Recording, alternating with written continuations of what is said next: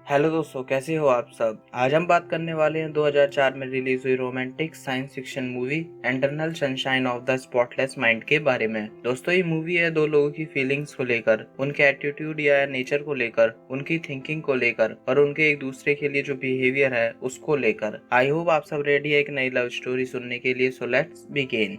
Movie की starting होती है जोएल बैरिस से, जो सुबह अपने बेडरूम में उठता है। उसे कुछ अलग महसूस हो रहा है, जैसे कि वो बहुत कुछ भूल चुका है। इसके बाद वो रेडी होकर ऑफिस जाने के लिए अपनी कार के पास जाता है। वहाँ वो अपनी कार के गेट पर एक बहुत बड़ा डेंट लगा हुआ देखता है। इसको देखकर जोएल को लगता है कि उसके पड़ोसी ने अपनी कार पार्क करते वक्त ये काम करा है, और गुस्से में जोएल उसकी कार पर थैंक यू लिखा नोट रखकर चला जाता है। लेकिन आज उसका ऑफिस जाने का मन बिल्कुल नहीं है। वो रेलवे स्टेशन पे खड़ा ट्रेन का इंतजार करता है और मॉन्टॉक जाने वाली ट्रेन में चढ़ जाता है। आज 14 फरवरी 2004 है। आज वैलेंटाइन डे है। जोएल ट्रेन से उतरकर मॉन्टॉक बीच पर जाता है, जहाँ बहुत ठंड है।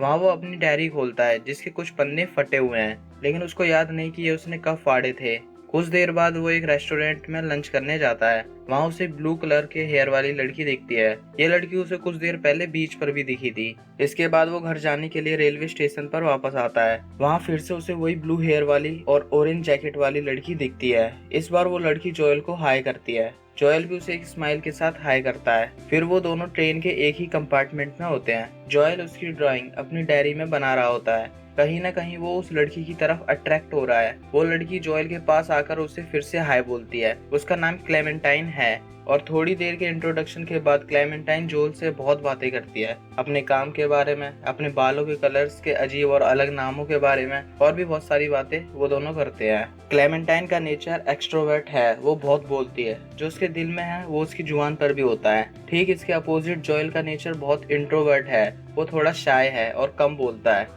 अपोजिट नेचर होने के बाद भी वो दोनों एक दूसरे की ओर अट्रैक्ट होते चले जाते हैं। एक दूसरे से खुलकर बात करते हैं कि जैसे वो पहली बार ना मिल रहे हों। स्टेशन पर आने के बाद वो अपनी कार से घर जाता है। रास्ते में उसे फिर से क्लेमेंटाइन दिखती है और उसे वो लिफ्ट देता है। क्लेमेंटाइन उससे कहती है, कहीं तुम मेरा पीछा तो नहीं कर रहे। जोएल कहता है, नहीं, मैं पीछा नहीं कर रहा, तुमने ही मुझसे बात करनी शुरू करी थी। क्लेमेंटाइन का घर आता है। वो जोएल को वाइन पीने के लिए इनवाइट करती है। जोएल उसके घर जाता है और वो दोनों साथ में वाइन पीते हैं। कुछ देर बात करने के बाद जोएल वहाँ से अपने घर के लिए निकल जाता है। क्लेमेंटाइन उसे अपना फोन नंबर देती है और कहती है, जब भी फोन करो तो प्लीज हैप्पी वैलेंटाइंस डे जरूर बोलना, इससे मुझे अच्छा लगेगा। जोएल घर जाते ही क्लेमेंटाइन को फोन करता है। थोड़ी देर बात करने के बाद वो फिर से मिलने का प्लान बनाते हैं और दोनों उसी रात साथ में एक रिवर पर जाते हैं, जो पूरी तरह से जम चुकी है। वो दोनों वहीं पर पूरी रात स्पेंड करते हैं और स्टार्स के बारे में बात करते हैं। सुबह होते ही जोएल क्लेमेंटाइन को उसके घर लाता है। क्लेमेंटाइन उससे कहती है कि मैं आज तुम्हारे घर पर रुक सकती हूँ। जोएल उसे अपने घर रुकने के लिए हाँ कर देता है। क्लेमेंटाइन अपना टूथब्रश लेने के लिए अपने घर जाती है। तभी एक अननोन पर्सन जोएल के पास आता है। उसका नाम पैट्रिक है। वो जोएल से कहता है कि किसी चीज में मदद चाहिए और वो यहाँ क्या कर रहा है। पैट्रिक उससे ऐसे क्वेश्चन पूछता है और जोएल के मना करने पर वो उसको थैंक्स बोलकर चला जाता है। दोस्तों, मूवी में नेक्स्ट सीन प्रेजेंट टाइम से 2 साल पहले का आता है, जहाँ जोएल की मुलाकात क्लेमेंटाइन से उसी मॉन्टॉक बीच पर हुई थी। उस दिन डेट थी 14 फरवरी 2002। उस मुलाकात के बाद वो एक दूसरे के साथ बहुत टाइम स्पेंड करने लगे थे। धीरे धीरे उनके बीच का प्यार बढ़ता गया और ऐसे ही 2 साल बीत गए, और इतने टाइम के बाद इनका प्यार कब टकरार में बन जाता है पता ही नहीं चलता। वो छोटी छोटी बातों पर झगड़ने लग जाते हैं, शायद अपोजिट नेचर के कारण। और क्लेमेंटाइन को जोएल से शादी करनी थी, लेकिन जोएल हमेशा उसे ये कह देता था कि वो इसके लिए अभी रेडी नहीं है। एक रात क्लेमेंटाइन नशे की हालत में जोएल के घर आती है। जोएल उससे पूछता है कि रात भर कहाँ थी। क्लेमेंटाइन उससे कहती है कि मुझे लग रहा है तुम्हें जलन हो रही है कि मैं रात भर तुम्हारे बिना कहीं और थी, और तुम्हारे छोटे से घटिया दिमाग में ये बात आ रही होगी कहीं मैं किसी और के साथ सोई तो नहीं। जोएल क्लेमेंटाइन से कहता है कि मैं ये बात पहले ही मान चुका हूँ कि तुम आज रात को किसी और के साथ सोई होगी, इसलिए तो लोग तुम्हें पसंद करते हैं। ये बात या ये झूठा ब्लेम से क्लेमेंटाइन को बहुत बुरा लगता है कि जिसके साथ वो अपनी पूरी लाइफ स्पेंड करने वाली है, उसे क्लेमेंटाइन पर बिल्कुल भी भरोसा नहीं है और वो उसे छोड़कर चली जाती है। जोएल उसे रोकने की बहुत कोशिश करता है। जल्दबाजी में वो अपनी कार को रिवर्स करते टाइम एक गैस के खंभे से रगड़ देता है, जिससे उसकी कार के गेट पर एक बहुत बड़ा डेंट लग जाता है। जोएल उसे मनाने की बहुत कोशिश करता है, लेकिन क्लेमेंटाइन उसे छोड़कर चली जाती है। जोएल उसे मनाने के लिए वहां जाता है जहाँ क्लेमेंटाइन काम करती है, लेकिन वो क्लेमेंटाइन का बिहेवियर देखकर बिल्कुल शॉक हो जाता है। क्लेमेंटाइन उससे इस तरह से बात करती है जैसे उससे पहली बार मिल रही हो और आज से पहले का सब कुछ भूल गई हो। और जॉयल के सामने क्लेमेंटाइन एक लड़के को किस करती है, जिसे देखकर जॉयल वहां से चला जाता है। वो अंदर से पूरी तरह से टूट चुका है। उसे नहीं पता कैसे क्लेमेंटाइन ने उसे इतनी आसानी से भुला दिया। वो अपने दोस्त के घर जाकर उसे सब कुछ बताता है। उसका दोस्त जॉयल को एक छोटा सा कार्ड देता है जिसमें लिखा हुआ है कि क्लेमेंटाइन ने जॉयल बैरिस की सारी मेमोरी इरेज करवा दी है और उसके सामने अब ऐसी कोई बात मेंशन ना हो जो इन दोनों के रिलेशनशिप से जुड़ी हुई थी। यह लकूना हॉस्पिटल है जहां लोगों की मेमोरी को इरेज किया जा सकता है और क्लेमेंटाइन ने भी जॉयल को बुलाने के लिए यहाँ ट्रीटमेंट करवाया था और यही कारण है वो अब जॉयल को पूरी तरह से भूल चुकी है। जॉयल भी उसी हॉस्पिटल में जाता है क्लेमेंटाइन के बारे में जानने के लिए। लकूना के मेन डॉक्टर जिसका नाम हॉवर्ड है वो उसे कहता है कि हम अपने पेशेंट की फाइल नहीं दिखा सकते, वो बहुत कॉन्फिडेंशियल होती है। जॉयल भी सोचता है कि अब वो भी क्लेमेंटाइन की सारी मेमोरी अपने माइंड से इरेज करवाएगा और डॉक्टर हॉवर्ड से बात करता है। डॉक्टर हॉवर्ड उसे बताते हैं कि मेमोरी इरेज करवाने के लिए तुम क्लेमेंटाइन से जुड़ी हर चीज जिसको देखकर तुम्हें उसकी याद आए वो सब कर लेकर यहाँ आना। वो घर जाकर उसके gift, cards, letters, photos, paintings और डायरी के पेजेस जिसमें उसने उसके बारे में लिखा हुआ था उन पेजेस को फाड़कर उन सब सामान को एक जगह इकट्ठा करता है और लकूना चला जाता है। वहाँ डॉक्टर हॉवर्ड उसका ट्रीटमेंट स्टार्ट करते हैं। इस ट्रीटमेंट का प्रोसेस ऐसा है कि जॉयल के सामने क्लेमेंटाइन से जुड़ी सारी चीजें रखी जाएंगी जिससे उसके माइंड का एक मैप रेडी होगा जहाँ क्लेमेंटाइन की यादें हैं। और रात को डॉक्टर हॉवर्ड का टेक्नीशियन स्टैन जॉयल के घर जाकर उसके दिमाग में से क्लेमेंटाइन की सारी मेमोरी रेस करेगा। जॉयल की माइंड मैपिंग कर ली जाती है, उसे घर भेज दिया जाता है। रात को स्टैन अपने असिस्टेंट पैट्रिक के साथ जॉयल के घर आता है। जॉयल जब तक नींद की गोली खाकर गहरी नींद में सो चुका है। स्टैन उसके सर पर एक हेलमेट जैसा कुछ पहनाता है और जॉयल की यादें इरेज करना शुरू करता है। वो सबसे पहले हाल ही की मेमोरी इरेज करेगा, फिर धीरे धीरे 2 साल पीछे जाकर स्टैन जॉयल की क्लेमेंटाइन से जुड़ी सारी मेमोरी डिलीट कर देगा। शुरुआत होती है उस रात से जब जॉयल की क्लेमेंटाइन से लड़ाई हो गई थी और वो छोड़कर चली गई थी। पहले वो याद इरेज करी जाती है, इसके बाद धीरे धीरे उसकी और यादों को इरेज किया जाता है, जैसे वो साथ में टीवी देखते टाइम लड़ाई करते थे और उन दोनों के बीच मार्केट में भी छोटी सी नोकझोंक हुई थी। जॉयल के सामने से क्लेमेंटाइन गायब हो रही थी। इस प्रोसेस के बीच मैरी भी वहां आ जाती है। वो लकूना की रिसेप्शनिस्ट है। स्टैन और वो दोनों एक दूसरे को डेटिंग कर रहे हैं। पैट्रिक जो अब तक मशीन सेटअप में स्टैन की हेल्प कर रहा था वो स्टैन से घर जाने की परमिशन मांगता है। असल में जब क्लेमेंटाइन अपनी मेमोरी को इरेज करवाने आई थी तो पैट्रिक उसे पसंद करने लगा था और उसकी मेमोरी इरेज होने के बाद पैट्रिक ने क्लेमेंटाइन से जुड़ने की कोशिश करी और वो दोनों साथ में रहने लगे थे। अक्सर पैट्रिक क्लेमेंटाइन के साथ वैसे ही टाइम स्पेंड करता है जब उसकी मेमोरी इरेज होने से पहले वो जॉयल के साथ टाइम स्पेंड करती थी। और इधर जॉयल के रूम में जॉयल, स्टैन और मैरी हैं। मशीन ऑटो पायलट मोड पर है। वो अपने आप जॉयल की मेमोरी इरेज कर रही है। काफी यादें खत्म हो जाने के बाद जॉयल को नींद में खुद की और क्लेमेंटाइन की बहुत अच्छी यादें सामने आती है जिसमें उन दोनों ने एक दूसरे के साथ काफी अच्छा टाइम स्पेंड करा है। जॉयल नहीं चाहता कि इतनी अच्छी यादें उसके दिमाग से मिटे और वो काफी कोशिश करता है कि वो नींद से उठ जाए ताकि मशीन अपना काम करना बंद कर दे, क्योंकि ये मशीन इंसानों की यादें उनके सपनों में खत्म करती है। जॉयल सपने में ही क्लेमेंटाइन को सब बताता है कि किस तरह वो धीरे धीरे उससे दूर जाती जा रही है।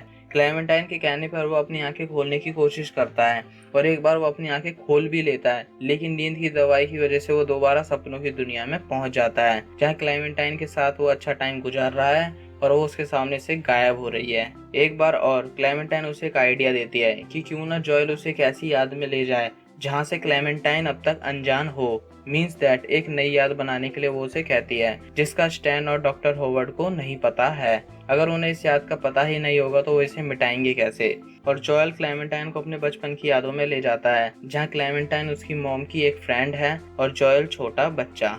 नई मेमोरी क्रिएट होने के बाद वो मशीन काम करना बंद कर देती है।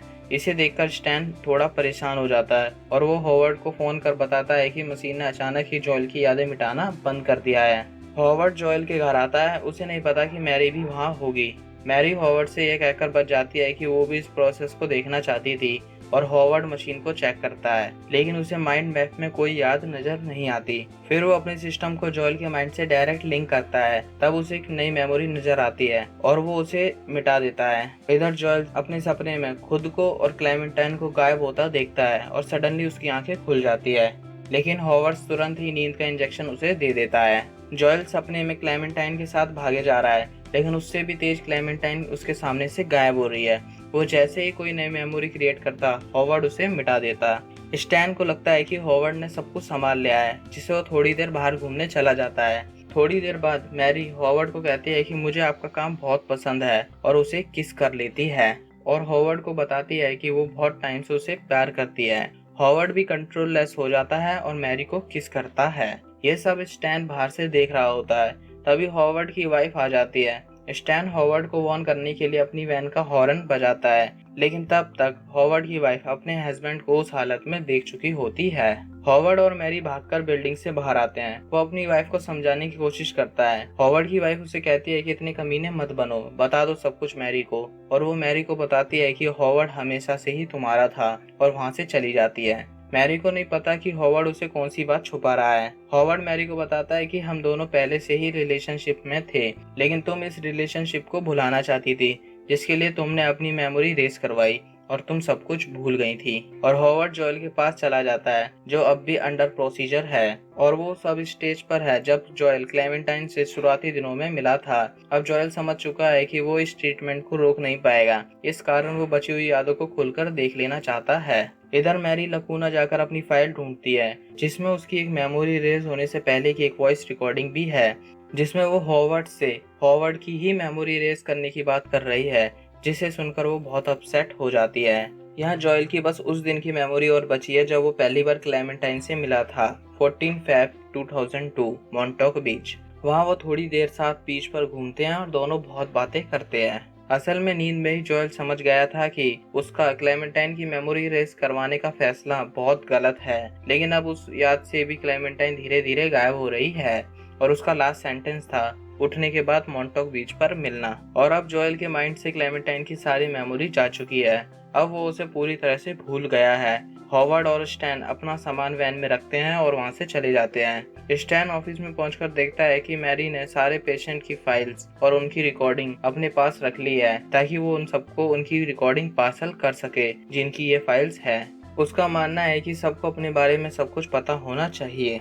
और जॉयल मॉर्निंग में उठता है। आज डेट है 14 फेब 2004। दोस्तों, ये वही दिन है जहां से मूवी स्टार्ट हुई थी। उसकी कार का डेंट उसे याद नहीं कि ये उसने खुद करा था और इसका जिम्मेदार वो अपने पड़ोसियों को समझता है।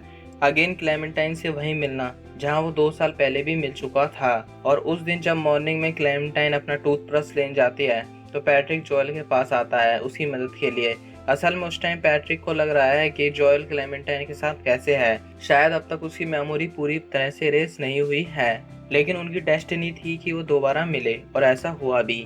क्लेमेंटाइन अपने घर से कुछ सामान और एक पार्सल जो मैरी ने उसे भेजा है उसे अपने साथ लेकर दोबारा जॉयल की कार में आती है और पार्सल के अंदर मिली रिकॉर्डिंग क्लेमेंटाइन कार में सुनती है। वो भी इस बात से अनजान है कि वो उसकी ही रिकॉर्डिंग है और वो जिसके बारे में बोल रही है वो उसके बगल में बैठा है।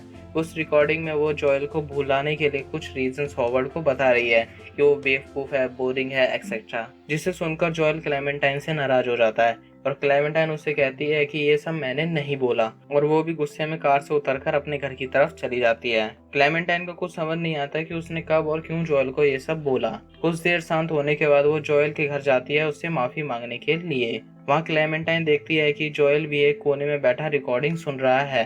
असल में मैरी ने जॉयल की फाइल और रिकॉर्डिंग भी उसको भेजी थी, जिसको जॉयल घर आकर सुन रहा है। जॉयल रिकॉर्डिंग को सुनकर बहुत अपसेट हो जाता है कि उसने क्लेमेंटाइन को बुलाने के लिए कई झूठे रीजन दिए हैं और उसे बहुत भला बुरा बोला है। और क्लेमेंटाइन भी जॉयल की रिकॉर्डिंग सुनती है। जॉयल उसे सॉरी बोलता है उसके इस बिहेवियर के लिए। वो दोनों सब कुछ समझ जाते हैं कि वो 2 साल पहले से ही रिलेशनशिप में थे और अपोजिट नेचर होने के कारण उन्हें एक दूसरे को भूलना पड़ा। क्लेमेंटाइन उसे बाय करके उसके घर से जाती है, लेकिन जॉयल उसे पीछे से रोकता है और कहता है कि क्या हम दोबारा साथ नहीं रह सकते। क्लेमेंटाइन कहती है कि अभी हम शायद एक दूसरे को पसंद करें, लेकिन पहले के जैसे ये टाइम के साथ हमें एक दूसरे की आदतें, एक दूसरे का नेचर पसंद नहीं आएगा, तो फिर हम क्या करेंगे। जॉयल कहता है कि जब दिखेंगे, लेकिन आज मुझे तुम्हारे साथ रहना पसंद है, तुम्हारी इसी आदत के साथ और इसी नेचर के साथ। तो दोस्तों, इस तरह होती है eternal sunshine of the spotless mind की एंडिंग। तो प्लीज कमेंट करके बताना कैसी लगी आपको ये लव स्टोरी और मूवी का एक्सप्लेनेशन। अच्छा लगा तो वीडियो को लाइक करो, शेयर करो दोस्तों के साथ और भी अमेजिंग वीडियो देखने के लिए चैनल को सब्सक्राइब करो। Thanks for watching this video.